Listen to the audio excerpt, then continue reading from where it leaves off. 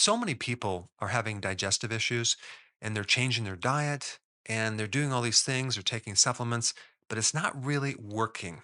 And that's probably because there's something else going on that I want to share with you today. It's kind of a hidden source of digestive problems that you need to be aware of. And when I tell you this, it'll make sense. And you maybe already knew it, but it's called stress. Okay. And I'm going to talk about the specific types of stress that influence our digestion the most. But this stress digestive problem link is huge. So I'm going to go through exactly what happens when you go through stress. And this will kind of be mind blowing when you think about it. But if you even look at the autonomic nervous system in relationship to the two different systems, well, actually, there's three. You have the sympathetic flight or fight mechanism, and then you have the parasympathetic nervous system, which is also called rest and digest. Most of the healthy digestion occurs in a parasympathetic, low stress state. But you also have another part of the autonomic nervous system, the system that works on automatic, called the enteric nervous system. And that's another system that's directly embedded into your digestive system. And that links right up to this thing called the vagus nerve that goes up to the brain. And this is why whatever's going on down here is going to affect up here. But it's a two-way street. Whatever's going on up here, as in stress, can go down here as well. And that is what we're going to be focusing on today.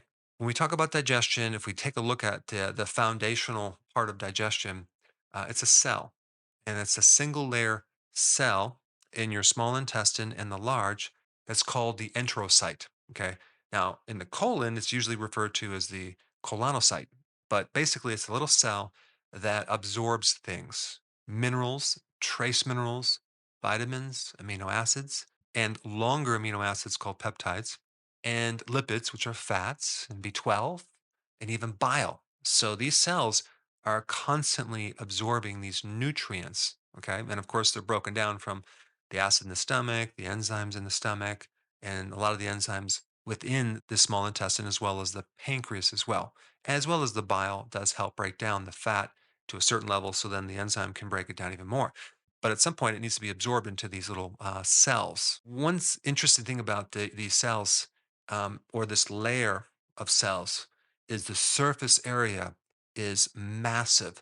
The body's very smart, and strategically, the way that it increases surface area is by kind of having these folds. Okay. Like if you took an accordion or like a slinky, for example, and you stretch it out, it would be a lot longer, right? Well, same thing with the intestines. You have these little villi, which are little um, pouches that kind of come up and down like this. So basically, it can actually increase the surface area, but within each villi or little um, pouch, you have these tiny little cells and then hairs, which are like kind of a micro version of these villi extending from that little cell.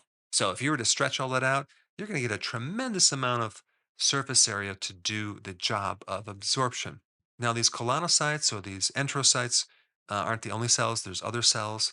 I don't want to get into that, but some cells that produce mucus, a mucus layer as a protection uh, between like pathogens and microbes, and then the actual surface area as well. So that's just a side note. All right, so now let's talk about the consequence of stress in your digestive tract. Well, number one, there's a conversion of the bacteria to something called biofilms, which are these colonies of microbes that band together and they start to develop either a slime or even a calcium little protective mechanism so they can go underneath the radar with your immune system. And because a lot of these guys are pathogenic and they create a lot of problems, but you're going to get more biofilms developing when you have more stress. That's their survival mechanism. Number two, you get an erosion of the mucosal layer. Now, if it keeps eroding more and more and more, you end up eventually get an ulcer. And maybe you've heard the link between H. pylori and ulcers, and that's because of the microbial infection. You see, the H. pylori is normally in your stomach, hanging out, not creating any problem. Okay. But when you stress it, it comes out of remission and it starts to hammer you and create immune reactions. And they don't know exactly why that mucosal layer becomes destroyed, but it does. And then you start getting an ulcer. And so the way they treat it is with antibiotics. That gives you a bunch of other problems. I'm going to recommend a much safer remedy, sulforaphane, which is in broccoli sprouts, or it's in cabbage and radish, or zinc carnosine. Zinc carnosine helps you reestablish this mucosal layer in your stomach, in the top part of the intestine, and even the large colon. And another thing it can do is potently inhibit H. pylori. And it's a really good anti inflammatory. And apparently, stress inhibits this zinc. Okay. But zinc carnosine is the best to take for an ulcer or for gastritis or for an eroding mucosal layer. These microbes are very strategic and very smart and sneaky because H. pylori produces this enzyme to make more urea, which then turns into ammonia. And the pH of ammonia is really super high. It's very, very alkaline. And that's how it counters the acid in your stomach to survive.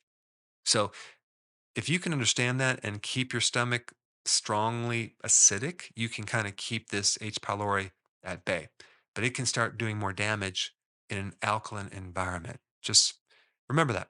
So with stress, you get more biofilms, you get this erosion of the mucosal layer, you get decreased transit time of food particles going through the digestive tract. This is called constipation. I mean, even think about this. When you go through stress, what do you feel? You feel like a knot in your stomach, maybe nauseous, because it locks everything up.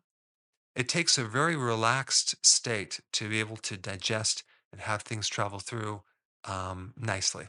The actual bacteria during a stress state start to feed off these enterocytes, and it can start to break them down to the point where you start getting leaky gut, which now there's spaces or an increased permeability.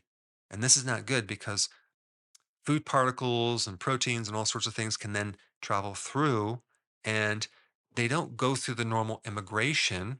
And this creates an immune reaction because your body now senses even good things as bad things, potentially incorrectly identifying them as pathogens. And now you have antibodies against maybe some good things, your own tissues, foods that are good for you. And now you're allergic to those as well. So allergies and autoimmune diseases really stem from this leaky gut situation. You get an alteration of the ratios of bad to good. You get more bad pathogenic microbes versus good. You also get a decreased diversity of microbes. You get decrease of total microbes. So the relationship of these microbes starts to change when the environment is stressful. Of course, this is going to lead to inflammation. So these are all the different things that can happen. I recently did a video on stress relating to damage to the heart muscle, right? Because adrenaline causes hypoxia, a lack of oxygen. Well, now we're talking about how stress affects the digestive system directly. Now, let's touch on the type of stress that creates these problems. Probably the biggest thing is emotional stress. This can happen after a loss of a loved one, a loss of a job, loss of money, loss of anything, or an ongoing emotional stress that you're stuck in and can't get out of it. That's the worst type of stress. It could be related to the environment, the world, relationships, anything. It has a profound effect over your digestion. And anything you can do to improve that would be very beneficial to your gut issues. And I have a ton of videos on how to cope with stress, nose breathing, controlling your breath, especially when you're sleeping, going for long walks. There are so many things you can do exercise wise. There's just many things. Now, another big stress for these microbes and your lining of your colon and your small intestine is antibiotics, okay? And also things that act like an antibiotic, like chlorine in tap water, artificial sweeteners, GMO foods that have glyphosate. Glyphosate is an herbicide that is classified as an antibiotic. And then you also have all the foods that are sterilized, okay? Pasteurized milk products, pasteurized juice, pasteurization, canned foods, box foods, preservatives, processed foods. But the more the food is cooked, the more it's dead. It lacks enzymes, but more importantly, it lacks microbes. Okay. Good microbes. And they do this to increase shelf life. And that comes with the package. You're creating an encouragement of sterilization of your own microbiome. Anytime you take an antibiotic, you better at the same time start taking a probiotic. But there's some other interesting stresses that I want to talk about that directly relate to your digestive system. And one being intravenous feeding. When you're in ICU in the hospital, or for other situations, you have to be fed through an IV. Boy, does it create a lot of problems with your digestive system.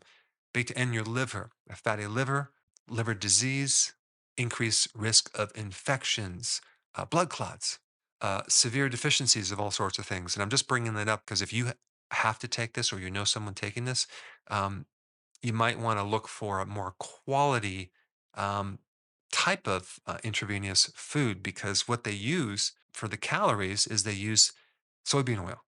Wow. You're going to inject someone with soybean oil, and that's very, very high in omega 6. It creates a lot of problems in the liver, like I said, a fatty liver. And there's a lot of research to back that up. If it creates that many problems injected, what is it doing in our diet, right?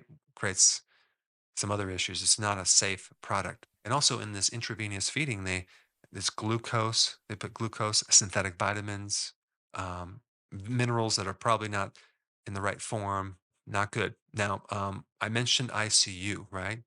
Um, critical care. This creates a lot of digestive problems because when someone's in that state of critical care, a lot of times they're fed their nutrition through an IV, which I already mentioned all the problems with that.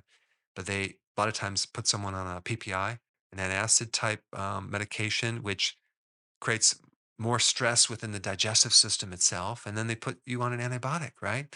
So you're just putting massive stress on these microbes at the worst time, a critical care situation. And sometimes they feed you epinephrine and they have to, but you have to realize what that's doing to your gut flora. It's creating hypoxia. Okay. It's creating more stress. Because what is epinephrine? That's a stress hormone. You inject it right in the person. Now, sometimes you have to, but boy, you better be doing something to kind of counter some of the bad effects. And then let's say they use opiates, right? Opiates really shut down your GI system. So now we have all these pathogens that are stuck there. You have constipation as a side effect. And I even know when you have like anesthetics, they put you out. A lot of people wake up and they can't urinate, they can't eliminate. There's just so many problems with surgeries and ICU that I think more attention needs to put on this critical time where you're in the hospital, and it's just amazing how anyone survives that. And just as a side note, when you take antacids or anything that addresses the pH of your stomach, whether it's PPIs or other types of medication, and you start raising the pH of that stomach above 3.8, okay, normally it should be between 1 and 3. When it goes above 3.8, you start getting overgrowth of bacteria in the wrong place in your small intestine. And so now, every time you eat fiber, guess what? You have microbes in the wrong place. That's going to start to ferment in your small intestine and create a lot of bloating. So, I'm just bringing this up because the solution of fixing one problem ends up giving you another problem. So the question is now, what can we do about it? Number one, do whatever you can to reduce this stress. And I put some links down below of things to help you cope with stress, in addition to eliminating the source of the stress, right? Okay, number two, L-glutamine is really beneficial to heal an inflamed gut as well as a leaky gut. L-glutamine, that's a really good remedy. All right, number three, probiotics and fermented foods, as in kefir, if you don't have a dairy problem, like in some allergy or lactate intolerance problem. Sauerkraut is really awesome. But here's the thing, if you have sauerkraut or kimchi or some type of fermented vegetables, like pickles, for example, and you have more bloating from that, then you're going to have to do the carnivore diet for a while because that's one way to address severe inflammatory problems in the bowel as well as SIBO, small intestinal bacterial overgrowth, where you have a lot of bloating. Because every time you have fiber, it feeds the microbes, and these microbes are in the wrong place. Now, if you haven't seen another really good video on digestion, you should check this out. which gives you a lot of the remedies that are not necessarily related to stress, but other things. And I put that up right here. Check it out.